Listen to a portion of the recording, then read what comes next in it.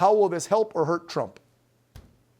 So, look, it's a very straightforward ruling. I mean, this is basically what I predicted. This is basically what most lawyers that I spoke with about the decision in advance predicted that they would do, which is basically deny a full and complete victory for both Trump and Jack Smith, but ultimately rule much closer to what Donald Trump wanted. I mean, make no mistake about it, Dan. This is a crushing defeat for Jack Smith at the U.S. Supreme Court.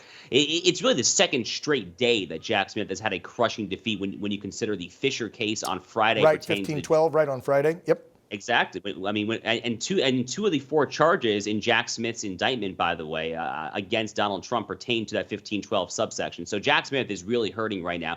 It makes a lot of sense what the court did today in the immunity case. They basically said that for core Article 2 executive power functions, military, commander-in-chief clause, hiring and firing of personnel, cabinet secretary, things like that, full absolute immunity. Similarly, for totally clear unofficial acts, no immunity. And then there's this middle category, but this middle category is official acts, right, but not necessarily what they say are conclusive and preclusive to the presidency. It's a little bit of some lawyerly language there. Sure. But those official acts, Dan, here's the key part, have a rebuttable presumption of immunity. Put another way, if you are challenging one of those acts, you have a big uphill slog to overcome in order to convince.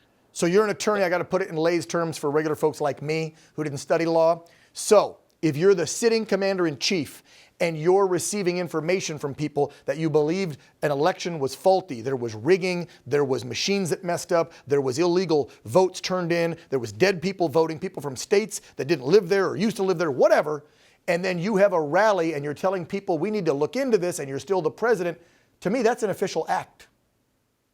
It is. Okay. It definitely Done. is. Case is over. Roberts goes out of his way to say it doesn't matter what subjective motive you think the president had.